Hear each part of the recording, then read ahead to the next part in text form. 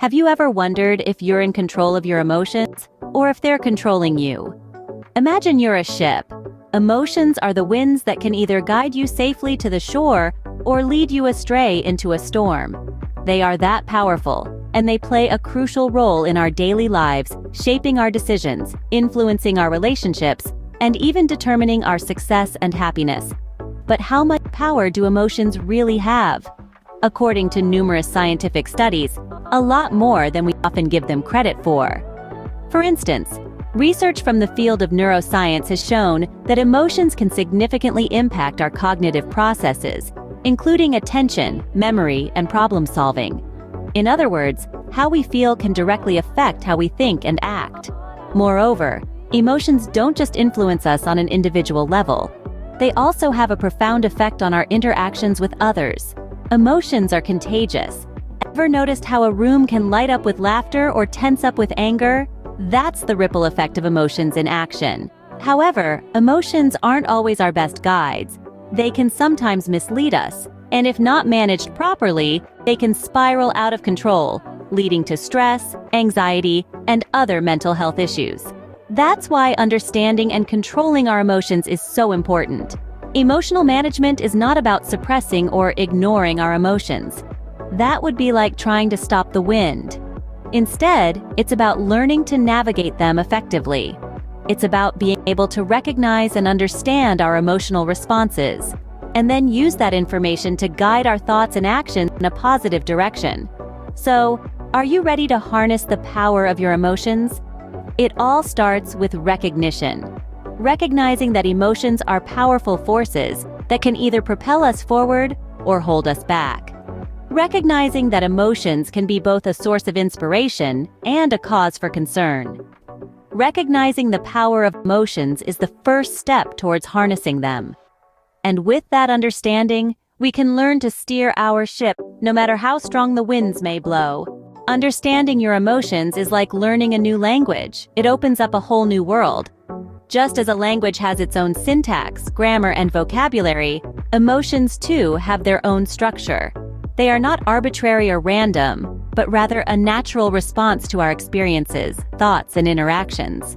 Imagine emotions as a river. Its flow, speed, and direction are determined by various factors: the terrain it traverses, the weather conditions, the season. Similarly, our emotions flow in response to the landscape of our lives, our experiences, our thoughts, our interactions. They are not isolated, independent phenomena, but deeply intertwined with who we are, what we think, and how we perceive the world around us. Take joy, for instance. It's a natural response to positive experiences and achievements. It's that warm, fuzzy feeling when we spend time with loved ones, or when we achieve a long-sought goal. Then there's sadness, a natural response to loss or disappointment. It's the heavy, sinking feeling when we face a setback, or when we lose something or someone dear to us. But it's not just about identifying our emotions. It's also about understanding why we feel what we feel. Why does a certain situation make us happy? Why does a certain person make us feel uncomfortable? Why do we feel anxious about a particular event? The answers to these questions lie in our past experiences, our beliefs, our values. Understanding our emotions also involves recognizing their impermanence. Emotions, like the weather, are transient. They come and go. They change. The joy we feel today may be replaced with sadness tomorrow. The anxiety we feel now may be replaced with relief later. Recognizing this impermanence helps us accept our emotions as they are, without clinging to the positive ones or resisting the negative ones. So, understanding emotions involves not just identifying them, but also exploring their origins, acknowledging their impermanence, and accepting them without judgment. It's a journey, a continuous process of self-discovery and self-understanding. And like any journey, it's not always easy. It requires patience, courage, and openness. But the rewards are immense. Understanding your emotions gives you the power to navigate your emotional landscape. Now, you're probably wondering, how can I control my emotions? Well, it's not about suppressing them, but rather about learning to channel them in constructive ways. Let's delve into some effective techniques that can help you achieve this. First off, let's talk about mindfulness. This is a practice that involves focusing your mind on the present moment without judgment or criticism. It's about fully experiencing what's happening right now, whether it's a physical sensation, a feeling, or a thought. By being present and aware, you can observe your emotions without getting swept away by them. Meditation is another powerful tool for emotional control. It allows you to create a space between you and your emotions, so you can observe them without being overwhelmed by them. It's like sitting on the banks of a river, watching the water flow by. You see it, you acknowledge it, but you don't jump in and get carried away by the current. Cognitive behavior therapy, or CBT, is a type of psychotherapy that can help you understand and change thought patterns that lead to harmful emotions or behaviors. It's about recognizing that your thoughts are not always a reflection of reality.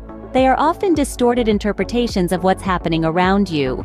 With CBT, you learn to challenge these distorted thoughts and replace them with more rational, balanced ones. Other strategies include physical exercise, which can help reduce stress and improve mood, and journaling, which can help you process your feelings and gain insight into your emotional patterns. Remember, there's no one-size-fits-all approach to emotional control. What works best for you might be a combination of these techniques, or something entirely different. The key is to keep exploring, keep trying, and most importantly, be patient with yourself. Emotional control is a skill, and like any skill, it takes time and practice to master. So, start small. Maybe dedicate 5 minutes a day to mindfulness or meditation. Or start a journal where you write about your feelings and thoughts. Over time, these small steps can lead to big changes in your emotional well-being. Emotional control is not about suppression, but about channeling emotions in a constructive way.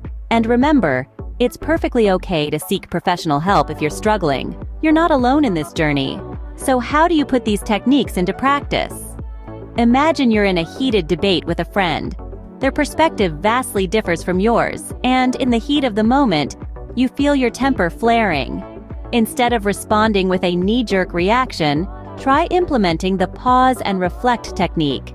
Take a deep breath, count to 10, and then articulate your response. This brief moment of pause allows your emotional brain to cool down and your rational brain to step up, promoting a thoughtful, constructive response rather than an impulsive, emotional one. Or consider a day when everything seems to go wrong.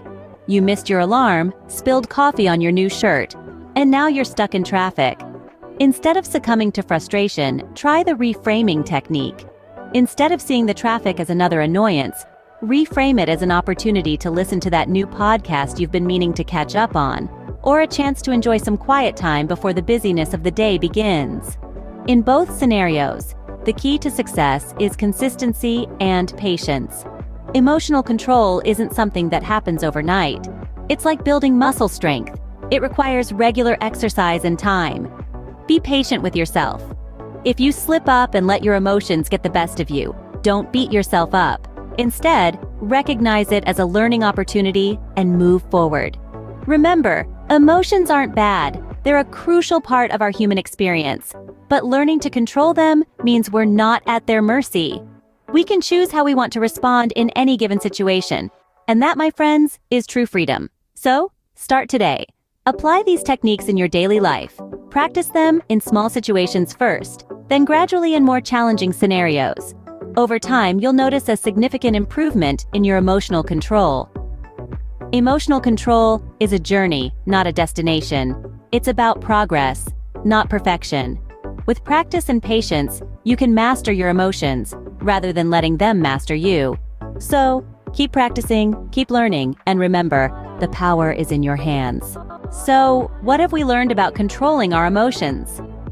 First and foremost, we've discussed the sheer power of emotions. They're not just fleeting feelings that come and go, they're potent forces that can shape our decisions, actions, and ultimately, our lives. Think of them as the invisible hands that sculpt our reality. Knowing this, it's crucial to understand that harnessing this power isn't about conquering or suppressing our emotions, but about becoming skilled navigators of our emotional landscapes. Understanding our emotions is the next critical step. Like learning a new language, it takes time and patience. We've looked into different emotions, from joy to anger, from fear to love. We've learned that every emotion is a messenger with a story to tell about our inner world. Emotions are not our enemies. They are signals, indicators of what's going on within us and around us. Embracing this perspective allows us to respond rather than react, to engage rather than evade. Moving on, we've explored several techniques to control our emotions. These are not quick fixes or magic spells, but tools to be used mindfully. Techniques like deep breathing, mindfulness, and cognitive restructuring can help us to calm the storm within, to bring clarity when our vision is blurred by strong emotions. Remember, these techniques are not about muting our emotional responses, but about managing them effectively. Lastly, we've examined how to put these techniques into practice. It's one thing to know the theory, but quite another to apply it when our emotions are running high. We've discussed how persistence, patience, and practice are key in this process. In conclusion, controlling our emotions is a continuous journey of self-discovery and growth. It's not about reaching a destination where we never feel anger, fear, or sadness. It's about cultivating emotional agility, the ability to navigate our emotions with wisdom and compassion. Remember, emotional control is about understanding, not suppression. It's about channeling your emotions, not ignoring them. It's a journey, not a destination.